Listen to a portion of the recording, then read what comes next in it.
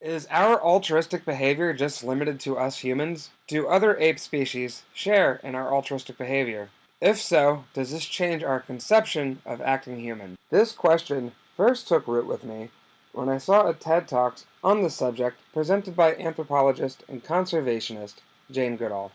Losing behaviors. And because it seems that these patterns are passed from one generation to the next through observation, imitation, and practice, that is a definition of human culture. What we find is that over these 40-odd years that I and others have been studying chimpanzees and the other great apes, and as I say, other mammals with complex brains and social systems, we have found that after all, there isn't a sharp line dividing humans from the rest of the animal kingdom.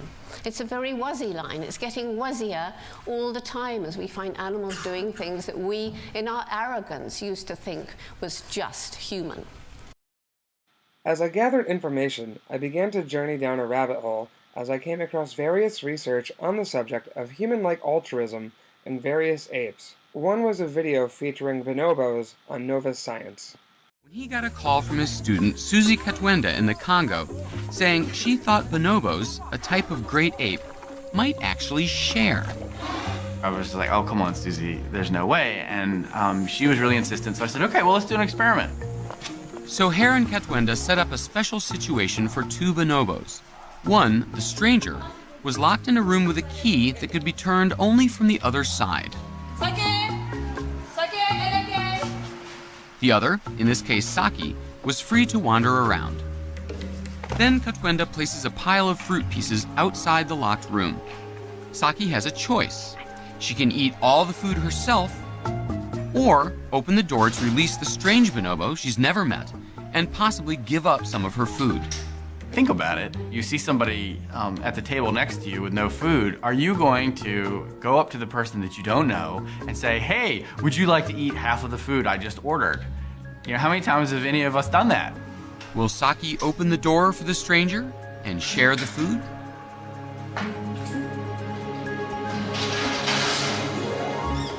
It's the closest thing that you could think of to doing charity in animals. So humans might not be the only ones capable of kindness to strangers.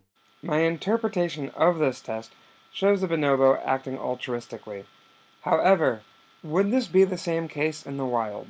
In Professor Satoshi Hirata's article on the subject, he says that, whether in the wild or in captivity, an individual will often benefit from the behaviors of others in social learning contexts. Wild chimpanzees socially learn to use tools and learn other forms of behavior from their mothers or other group members. There are pre-existing concepts on this subject.